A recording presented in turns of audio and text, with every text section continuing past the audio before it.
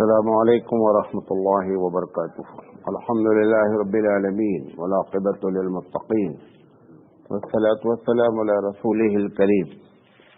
محترم حضرات،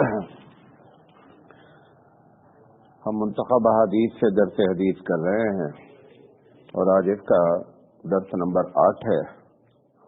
حدیث نمبر 4 ہے، ایمانیات پر بات کر رہے ہیں۔ بسم اللہ الرحمن الرحیم۔ عن جابر بن عبد اللہ رضی اللہ تعالی عنہما یقول سمعت رسول اللہ صلی اللہ علیہ وسلم یقول افضل الذکر لا الہ الا اللہ وافضل الدعاء الحمد للہ۔ جابر بن عبد اللہ رضی اللہ تعالی عنہما سے روایت ہے، فرماتے ہیں کہ میں نے رسول اکرم صلی اللہ علیہ وسلم کو یہ فرماتے ہوئے سنا کہ تمام ذکروں میں سب سے افضل ذکر لا الہ الا اللہ ہے اور دعاؤں میں سب سے افضل دعا الحمدللہ ہے۔ اس میں دو باتیں بیان کی گئی تھی، ایک یہ کہ افضل ذکر جو ہے وہ لا الہ الا اللہ، اس پر ہم نے جو اللہ نے ہم کو توفیق دی، میں نے آپ سے بات کی۔ اس کا جو دوسرا ٹکڑا ہے کہ وہ افضل الدعاء الحمدللہ، کہ افضل دعا جو ہے وہ الحمدللہ ہے۔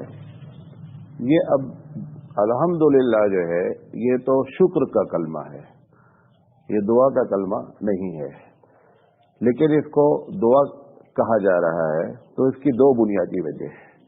پہلی وجہ یہ ہے کہ جب بندہ اللہ کی تعریف کرتا ہے تو اس کے پیچھے یہ بات چھپی ہوتی ہے کہ وہ کچھ نہ کچھ دعا مانگنے جا رہا ہے۔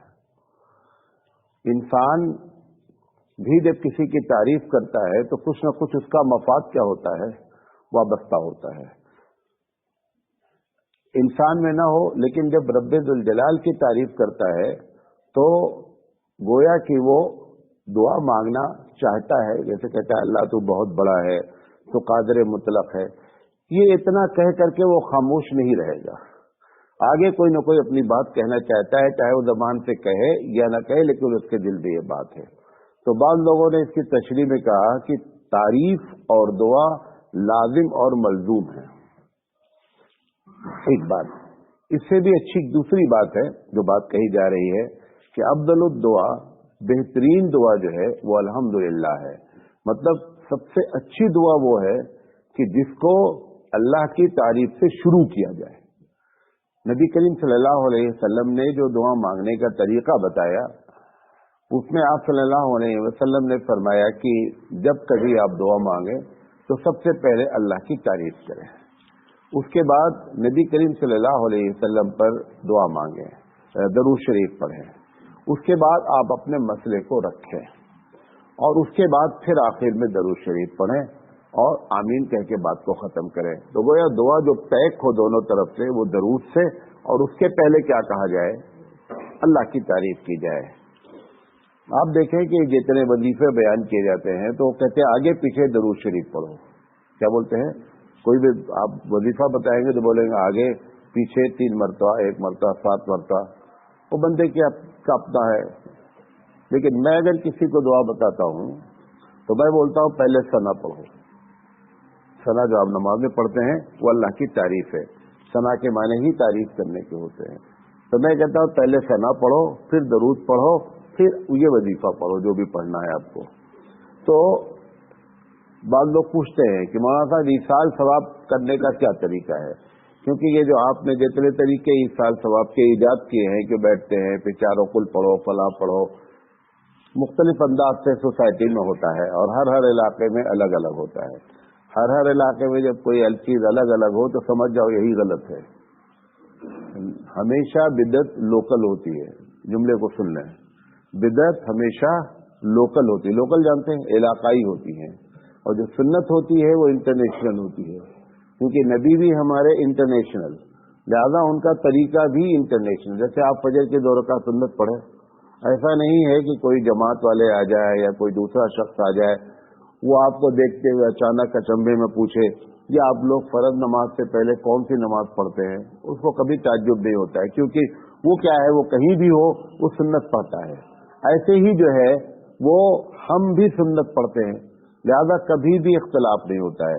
لیکن اگر آپ گئے، مثال یہاں سے ایک آدمی لکھنؤ گیا، وہ ایک چیز دیکھتا ہے، بولتا ہے ہمارے یہاں نہیں ہوتی ہے، लखनऊ वाला हुबली आया तो बोलता है हमारे यहाँ नहीं होती है। जब ये बोले हमारे यहाँ नहीं होता, समझ रहे हो दोनों जगह जो हो रही है वो गलत हो रही है। ये खुद इस बात की पहचान होती है। तो ईसाल सवाब का तरीका भी लोग पूछते हैं कि मौलाना ईसाल सवाब का क्या तरीका है। सही बात यह है, ईसाल सवाब का कोई तरीका हदीस में लिखा ही नहीं है। सवाब आपको पहुंचाना है, आपने नियत कर लिया कि अल्लाह मैं ये काम किया हूं, फर्ज के अलावा कोई भी काम आपने किया, नेकी जिसमें आपको महसूस हुई कि सवाब मिलना है, आप अगर ट्रांसफर की पॉलिसी इस्लाम में मौजूद है तो आप जो भी नेकी नफली ट्रांसफर करना चाहेंगे 1 सेकंड में, माइक्रो सेकंड में ट्रांसफर हो जाएगी। आपने नियत किया, ट्रांसफर हो गई, खत्म हो गई बात। यही तरीका है। लेकिन दुआ मांगने का चूंकि वो बताया गया है, ईसाल सवाब भी दुआ है कि अल्लाह ताला इसकी मग़फ़िरत फरमा दे, तो उसका भी तरीका यही है कि पहले हम्द की जाए अल्लाह की, फिर उसके बाद जो है वो नबी करीम सल्लल्लाहु अलैहि वसल्लम पर दरूद भेजा जाए, फिर उसके बाद जो है अपनी दुआ को रखा जाए, फिर दरूद शरीफ पढ़ा जाए और आमीन कह करके दुआ को क्या कर दिया जाए, खत्म कर दिया जाए। अब यहाँ पे जो बात कही गई कि अफ़ज़लुल ज़िक्र कि अफ़ज़लुद दुआ कि बेहतरीन जो दुआ है, सबसे अफ़ज़ल दुआ है वो अल्हम्दुलिल्लाह है। मतलब जिस दुआ को अल्हम्दुलिल्लाह से शुरू किया जाए वो दुआ सबसे अफ़ज़ल है। अल्हम्दु से शुरू करने से दुआ को अफ़ज़ल क्यों कहा गया, ये बात आपको बताना चाहता हूँ। देखें, मैं जो बात समझाना चाहता हूँ, अगर मैं समझाया तो बड़ी बात आपको समझाया। हम मोमिनों के, मुसलमानों के मुख्तलिफ फेथ हैं, मतलब मुख्तलिफ चीजों पर हम ईमान लाते हैं। अल्लाह पर ईमान लाते हैं, रसूल पर ईमान लाते हैं। जो ये ज़बान से हम कहते हैं कि हम अल्लाह पर ईमान लाए, किताब पर ईमान लाए, उसको जब हम अपनी जिंदगी में प्रैक्टिकली साबित कर देते हैं ना, तो वो ईमान की तस्दीक हो जाती है। नहीं समझे बात? आप कुरान पर ईमान लाते ही नहीं लाते हैं? लाते हैं। जब आप अपनी बहन को हिस्सा देते हैं तो आप बताते हैं अल्लाह इसमें जो लिखा है, मैं बोला था मैं इस पर ईमान लाता हूं, मैं अमल करके दिखला रहा हूं। और जब उस पर अमल नहीं करते हैं तो ये बता देते हैं कि ज़बानी जमा खर्च है, जरूरी नहीं मैं आपकी बात मानूं अल्लाह। ये जो तजाद होता है, ये खतरनाक तजाद होता है कि एक आदमी ईमान लावे और लाने के बाद उसमें जो लिखा है उस पर जब अमल का वक्त आवे तो बोल हो जाए। नमाज में पढ़ा जाए इय्याका नअबुदु, अल्लाह तेरी ही इबादत करते हैं, और फिर नमाज पढ़ने के बाद जाकर खत से जो है वो कब्र का तवाफ कर दिया जाए, तो ये आपने क्या कर दिया? ये जो ईमान लाए थे आप, वो ईमान आपका खत्म हो गया। लेकिन अगर बंदा ईमान लाया किसी भी चीज पर और उस बंदे ने उस अपने ईमान को प्रैक्टिकली साबित कर दिया, आपने माना कि आपने अल्लाह की तारीफ की कि अल्लाह, जैसे ही आपने तारीफ की और दिल से और ये भी एक बता दे, बंदे की तारीफ में तो रियाकारी के चांसेस हैं, अल्लाह की तारीफ में रियाकारी नहीं होती, इसलिए भी अल्लाह को बहुत पसंद है। नहीं समझे मेरी बात? जब हम आपकी तारीफ करते हैं, आप मेरी तारीफ करते हैं, तो रियाकारी भी होती है। बड़े बड़े पोस्टर में नाम लिखा जाता, अल्लामतुद्दैर है, फलाह है, 4 मसला भी नहीं जानते, सही अल्लामतुद्दैर उनके आगे लिख दिया गया। सब झूठ नंबर 1 का। एक आदमी की तारीफ करने की वजह हो सकता है रियाकारी हो, लेकिन जब आप अल्लाह की तारीफ करते हैं, क्योंकि वहां तो कोई होता नहीं है, आप होते हैं, अल्लाह होता है, आप अपने दिल से ये बात कहते हैं अल्लाह तो बड़ा है, अल्लाह ही तो ही सब कुछ करता है, जब उसकी तारीफ आपने की तो इसमें कोई रियाकारी नहीं होती है। लिहाजा रब की तारीफ जो रब को पसंद है, क्योंकि वो तो थर्मामीटर कहाँ लगाता है? दिल पे लगाता है कि इसने जो बात कही अल्लाह तो बड़ा है, वाकई में अल्लाह बड़ा बोलता है, तो इसमें कोई दिखावा उसको अंदर से नहीं होता। ये अलग बात है, प्रैक्टिकली बड़ा बोले और अमल न करे, ये चांसेस है। भाई आपने कहा अल्लाह बड़ा है, एक बॉस जिसको आप मान लेते हैं वो ऑफिस में आपको बुलाता है, आपने कभी आज तक कहा है चलो आएंगे यार?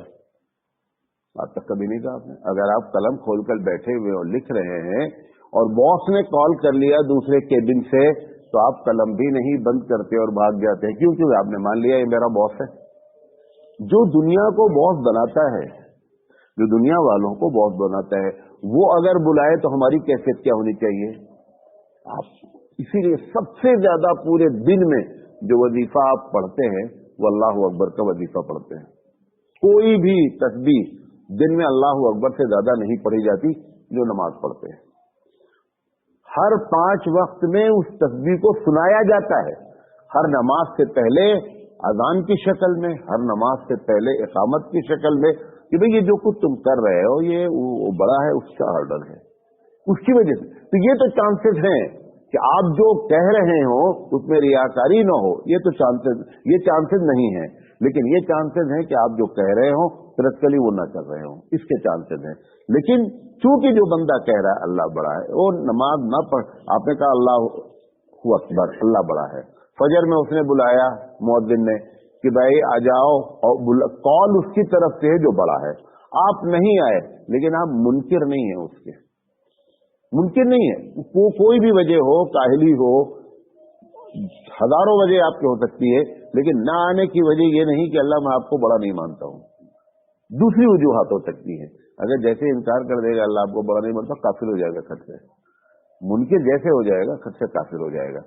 تو اللہ تعالیٰ جو بتانا چاہتا ہوں کہ جب اللہ کی آپ تعریف کرتے ہیں تو جو ایمان لے کر کے آئے ہیں اس ایمان کی تصدیق کرتے ہیں۔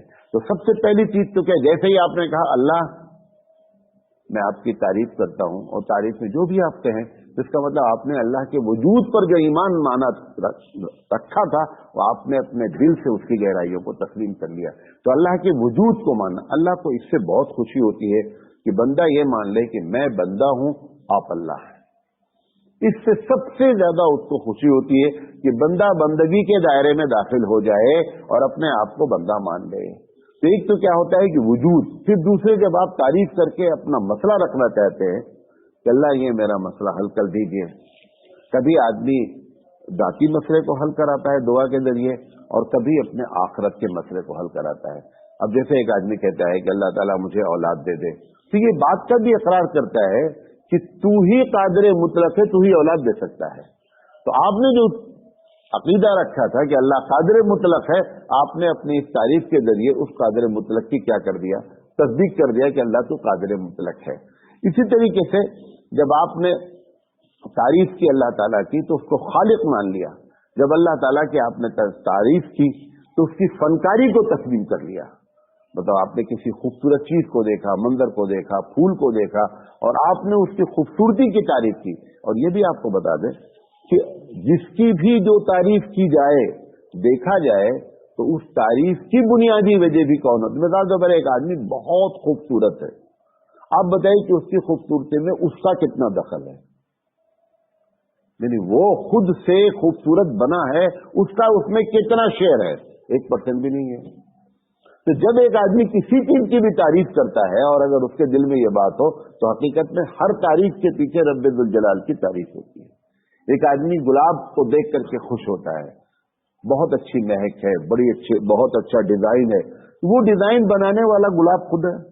کچھ بھی نہیں ہے۔ کوئی کھانے کی ذائقے کی تعریف کرتا ہے، جس مٹیریل سے کھانا بنا ہے اس مٹیریل میں بتائیے کہ بنانے والے کا کیا دخل ہے؟ کچھ بھی نہیں دخل ہے۔ تو جب بندہ کسی کی تعریف بھی کرتا ہے دیکھا جائے اور اس میں حقیقی تعریف ہو تو حقیقت میں رب ہی کی تعریف ہوتی ہے۔ مفتی شفیع علیہ الرحمٰن نے اس بات پر بہت تفصیل سے اس بات کو لکھا ہے کہ جتنی بھی تعریفیں کی جاتی ہیں اگر بندہ صحیح معنی میں اس پر غور کرے تو وہ حقیقت میں رب ذوالجلال کی ہی تعریف کرتا ہے۔ تو اس طریقے سے یہ افضل الدعا جو کہا گیا اس کے پیچھے یہ راز ہے۔ جو دوسری حدیث آ رہی ہے اس پر بات کر لیتے ہیں مختصراً۔ وعن ابی ہریرہ رضی اللہ تعالی عنہ قال قال رسول اللہ صلی اللہ علیہ وسلم ما قال عبد لا الہ الا اللہ قط مخلصا الا فتحت له ابواب السماء حتى تفضي الى العرش ما اجتنب الكبائر۔ میں نے جب شروع کیا تھا تو ایک جملہ آپ کو کہا تھا، اس کو ہمیشہ یاد رکھیں، ہر فضیلت مشروط ہوتی ہے۔ کیا بولا تھا؟ ہر فضیلت کنڈیشنل ہوتی ہے۔ جیسے ہی فضیلت پر مطلق آپ عمل شروع کریں گے خود بھی برباد ہوں گے، برباد کر دیں گے۔ اب دیکھیے اس حدیث پہ دیکھیے، ایک جگہ کہا گیا لوگوں لا الہ الا اللہ کہو جو فلاح پا جاؤ گے، وہاں مطلق ہے۔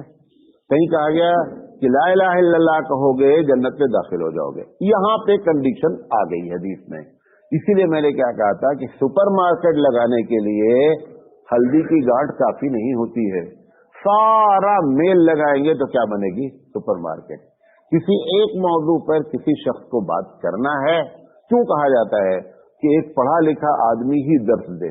کیونکہ جیسے ہی عوام یہ کام کرے گی وہ ایک حدیث لے لے گی اور اس کے بعد کیا کرے گی، ناچتے پھرے گی کہ ہمارے پاس سپر مارکیٹ ہے، آ جاؤ۔